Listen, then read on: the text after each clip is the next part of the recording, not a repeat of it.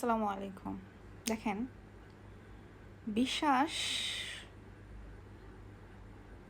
আমার কাছে একটা নেয়ামত স্বরূপ। আমার যখন প্রথম লয়ার রিসার্চ শেষ হয়ে গেল, হুম, আমার কাছে আমার প্রথম যে মামলা, এই মামলার বাংলাদেশ থেকে মানে আমি পাইনি। এই মামলাটা আমি পেয়েছিলাম আমেরিকা থেকে। আমার একজন ক্লায়েন্ট আমাকে ফোন দিয়েছিল। তো উনি উনি অনেক এইজড একজন পার্সন। তো আমার ভালো লেগেছে এজন্য যে আমি বিশ্বাস করতাম যে মানুষের জন্য করা উচিত, কিন্তু আপনি মানুষের জন্য করবেন এটা একটা দায়িত্ব স্বরূপ। এবং বিশ্বাস যে একটা আমানত স্বরূপ, এটা আমি তখন বুঝলাম যখন উনি আমাকে ঠিক রাতের 12টা না 1টায় আমাকে ফোন দিয়েছে। আমি হয় কি দেশের বাইরে থেকে ফোন দিলে আমি ফোনটা ধরি, আমি বিশ্বাস করি যে ওখানে ওরা খুব কষ্ট করে। তো আমি পরে বললাম, সালাম দিয়ে বললাম, আঙ্কেল এত রাতে?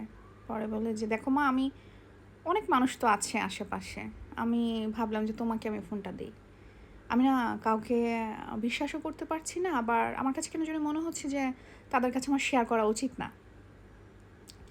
আর কাছের মানুষরা তো ক্ষতি করে। আমি বললাম যে আপনি কিভাবে আমাকে কাছের মানুষ ভাবলেন? আমি তো আমাকে কখনো দেখেননি, হয়তো বা মাঝে মাঝে আমাকে ইনস্টাতে ফেসবুকে আপনি দেখেছেন বা আমার অ্যাক্টিভিটি দেখেন। আর আমি তো খুব পাগলামি করি, এই মন চাইলে গালিগালাজ করি, এই মন চাইলে ভালো কিছু শেয়ার করি, মানে আমি খুবই পাগলামি করি, যখন যেটা ভালো লাগে সেটা আমি করি।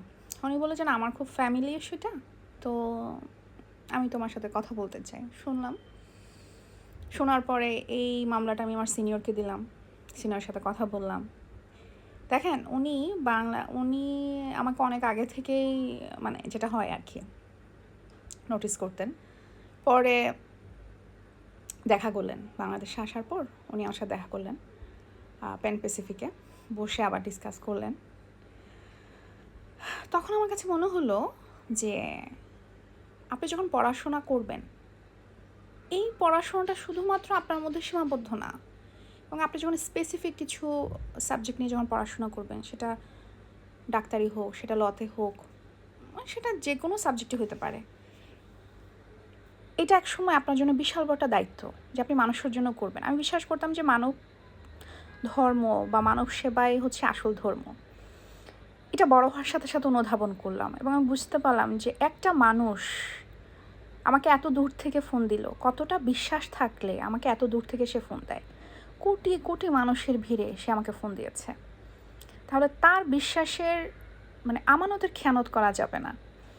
আমি জানি না এই মামলায় আমরা উইনার হব কি হব না, আমি তার জন্য বা কতটুকু জাস্টিস মানে সৃষ্টিকর্তা কতটুকু কী করবে সেটা জানি না। মাঝে মাঝে মনে হতো যে ধুর আর ভালো লাগে না, ছেড়ে দিই, পড়াশোনায় ছেড়ে দেই। কিন্তু আবার যখন এই মানুষগুলো যখন বিশ্বাস করে আমাকে ফোন দেয়, মনে হচ্ছে না, তাদের জন্য করতে হবে। এখানে আসলে তখন আর টাকার সম্পর্ক থাকে না, যে সে আমাকে কত টাকা দিবে বা সে আমাকে কতটুকু অনার করবে।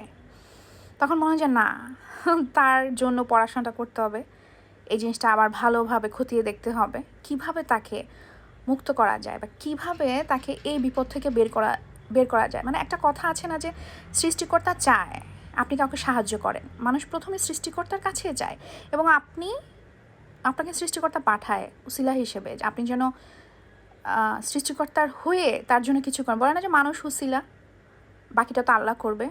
ঠিক তেমনই তো এটা আমার খুব রিকোয়েস্ট, কেউ যদি কখনও আপনার কাছে সাহায্যের জন্য আসে, সেটা টাকাই হবে সেটা না, আপনি কিছু না পারলেও তাকে আশা দিবেন যে এটা না এভাবে করতে পারবো, ওভাবে করা সম্ভব, সৃষ্টিকর্তা তো আছেন। মানুষকে নিরাশ করবেন না। মানুষকে আপনি টাকা দিয়েও কখনো কখনো পাবেন না। টাকা দিয়ে আপনি আপনার ঘরে একটা কাজের লুকো রাখতে পারবেন না, আপনি ভালোবাসা মানুষকে রাখতে পারবেন না। হ্যাঁ, টাকা দরকার। কেরিয়ার অপোজিট নাম কি বলবো, কেরিয়ার বলতে এখন আমরা বুঝি যে হ্যাঁ, যে কেরিয়ার টাকা থাকবে না আপনি কি করবেন। আপনার একটা সময় মনে হবে যে আপনার পাশের মানুষকে কিছু গিফট করি, সে 5 টাকা দিয়েছে, আপনি 3 টাকা দেন। মানে এটা একটা সৌহার্দ্যপূর্ণ আচরণ আমরা বলি, এটা হওয়া উচিত, এই মানবিক দিকটা আমাদের মধ্যে থাকা উচিত, তাই না? কারণ আপনার যদি সঞ্চয় না থাকে, একটা সময় তো আপনার ছেলে মেয়ে সন্তান যে কেউ যে কোনো মুহূর্তে আপনার সাথে পল্টে নিতে পারে, কিন্তু টাকা আপনাকে অবশ্যই বাঁচিয়ে তুলবে বা অর্ধেক প্রবলেম সলভ করে। জন্ম মৃত্যু বিয়ে সব তো আল্লাহর হাতে, সব কিছু আল্লাহর ইশারায় চলে, তারপরও টাকা আপনার লাইফে প্রয়োজন আছে। তো যেটা বললাম যে এই যে মানুষের বিশ্বাস, এটা আপনি টাকা দিয়েও কিনতে পারবেন না। তো উনি খুব ইতস্তত ফিল করছিলেন, তো আমি বললাম যে না, আপনি বলেন, আমি সর্বোচ্চ চেষ্টা করব। তারপর অনেক ভাই বোনরা যখন বলে যে আপু তুমি একটু দেখো না একটা জব, মানে আমি যে অনেক বড় কিছু সেটা না, আমি চেষ্টা করছি জীবনে ভালো কিছু করার। তখন আমার মনে হয় যে সে যে আর 10টা মানুষকে বলছে না, আমাকে বলছে। আমরা তুমি দেখো, আমি তোমাকে 100 জায়গায় বলে দিতে পারবো, কিন্তু জানোই তো ছেলে হোক মেয়ে হোক কত ধরনের হয়রানি থাকে, এটা তোমার নিজ সাথে হ্যান্ডেল করতে হবে। তখন কিন্তু বলো না, আমি কারো না কারোর মাধ্যমে অথবা গিয়ে দেখেছি ওখানে অ্যাডভান্টেজ ডিসঅ্যাডভান্টেজ অনেক কিছু থাকে। এরপর এই যে পরকীয়ার ইস্যুগুলো আসছে, কত কিছু এখন আমরা দেখি, হয়তো বা তারা পর্দায় কাজ করে, কিন্তু এর আশেপাশে এরকম ঘটনা অনেক পাচ্ছি আমি, যাদেরকে আমি প্রিডিকশন করে একটা কনসিকুয়েন্স বা এটা কী হতে পারে ফলাফলটা বলি, হয়তো বা ওরা অনেকে শুনেনি, পরে আবার জানায় যে না তুমি বললে ওভাবে আগালে হয়তো বা আমি আজকে বেঁচে যেতাম। তারপর চেষ্টা করি যে না, তাকে কীভাবে বের করে আনা যায়। এটার জন্য যে স্পেসিফিক আপনাকে ডাক্তার হতে হবে, লয়ার হতে হবে, অনেক কিছু হতে হবে সেটা না।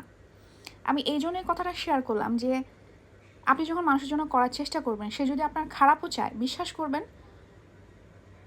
ভালো মানুষ যারা, ভালো মনের মানুষ যারা, আমি যে ভালো মানুষ সেটা না, আমি চেষ্টা করি, কারণ আমি বিশ্বাস করি যে আমার মৃত্যুর পর হিসাব দিতে হবে।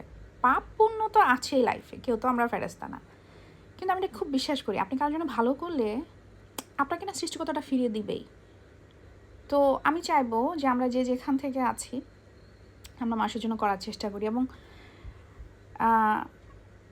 যারা ইচ্ছা করে মানুষের ক্ষতি করে ওদের কাছ থেকে দূরে থাকেন। কিন্তু যখন কেউ বলবে শুনবেন, বি আ লিসেনার, এটা আমার খুব রিকোয়েস্ট। অনেক কথা বলার সময় অনেকে ভয় কি নিজেরটাও বলতে থাকে, আপনি কি শুনবেন। পৃথিবীতে অনেক ব্রোকেন মানুষ আমি দেখেছি, তারা লাইফে এত হোঁচট খেয়েছে, মানে এত কষ্ট পেয়েছে কাছের মানুষ থেকে, এরপর তাদের মধ্যে জেদ কাজ করে যেটা আমার, এটা আমার লাগবেই। কিন্তু আপনি একটু মিশিয়ে দেখবেন, দেখবেন যে সে কোনো না কোনোভাবে ঠকে গেছে। তো আপনার কাছে যখন কেউ বিশ্বাস করে কিছু বলবে, তার সাথে সম্পর্কটা নষ্ট হয়ে গেলেও ওই যে সে আপনাকে কথাগুলো বলেছিল, এটা ভেবেও না তার কথা এখানে সেখানে বলবেন না, চেষ্টা করবেন উপকার করার জন্য, আর না করতে বলে দূরে সরে যাবেন। কিন্তু সে কখনো না কখনো বুঝবে যে আপনি তাকে বিপদগ্রস্ত করেননি, এবং আল্লাহ এটা আপনাকে ফিরিয়ে দিবে। এবং কিছুদিন আগে আমার জার্মানের, সুইডেনের এবং লন্ডনের একটা ভাইয়া, একটা আপু আমাকে ফোন দিয়েছে, তাদের প্রবলেম জানিয়েছে। কতটুকু কী করতে পারবো জানি না। তো আমি যখন তাদেরকে শুনে যখন একটা কনসিকুয়েন্স বলি যে ভাই এটা ফলাফলটা এটা হতে পারে, আপু এটা হতে পারে, আমরা একটু ওয়েট করি, একটু ধৈর্য ধারণ করেন, আমরা আছি তো, আল্লাহ আছেন তো, মানে ওনারা খুব খুশি হয়। সো আমি খুব এটাতে বিশ্বাসী, এবং ইচ্ছে করে কারো ক্ষতি করবেন না। মানুষগুলো না ঠকতে ঠকতে এখন কাউকে বিশ্বাস করতে পারে না। আমরা একটু মানবিক হই, দেখবেন কে খারাপ করছে আপনার ওটা বাদ দেন, চেষ্টা করবেন, সর্বোচ্চ চেষ্টা করবেন মানুষের জন্য করার। সেটা যে আপনার টাকাই হতে হবে সেটা না, আপনি যে চেষ্টা করবেন এটাতে অনেকে মুগ্ধ হয়। আপনি জানেন না কার মাধ্যমে আপনি কী পেয়ে যাবেন লাইফে। থ্যাংক ইউ, আমার মনে হলো আজকে শেয়ার করা উচিত, তাই শেয়ার করলাম। Thank you so much.